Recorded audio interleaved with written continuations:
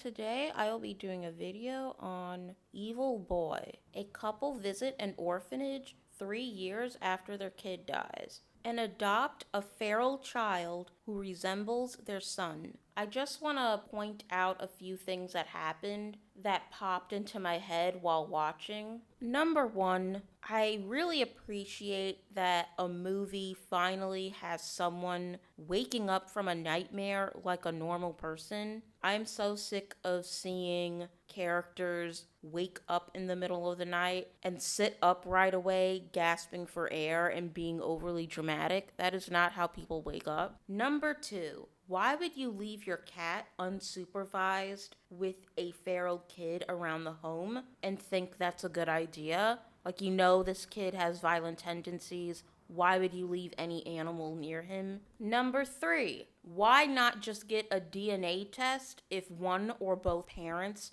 truly believes that this feral kid is their long lost son? Like, a simple DNA test would have cut this movie down to like 30 minutes. My biggest pet peeve is when they make characters stupid just to move the plot along. But moving on, the movie doesn't seem to do anything new, although it is shot beautifully. If you've seen any movie where an evil child is suspected of doing bad things, you've basically already seen this.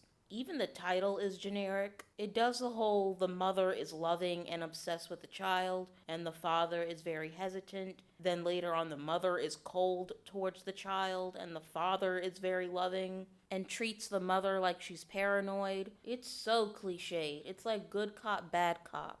The acting is good, and it's an attractive looking movie. The color palette is really nice. It's dark and dreary and cold, but also has splashes of bold colors. But it just feels very cliche. It looks nice, but it's a very tiresome watch because you've seen all of this crap before. There is one scene that takes place in a playground that I did think had a nice build up, but at the end of the day, it's basically stealing scenes from movies like Orphan, where the kid gets even with the bully. It really did remind me of Brightburn that came out last year, and I actually liked Brightburn a lot better. I thought it was way more entertaining. There's also a few scenes that are very sudden and fast paced. They have a lot of jump cuts, almost like an action movie, and I kept having to rewind those scenes in order to catch everything that happened. It's very hard to explain, but they're just super quick paced.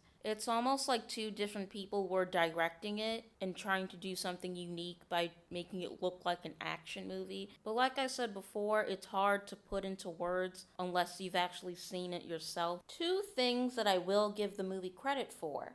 It did have a good twist. Also, the ending was very unconventional, or at least the way it was presented was unconventional. There isn't a big finale. It kind of just does its thing and then the credits roll. But going back to the twist actually made me wish that this was a drama instead of a horror movie. I think that would have been way more interesting. Talk about a wasted opportunity. I give this a 3 out of 10.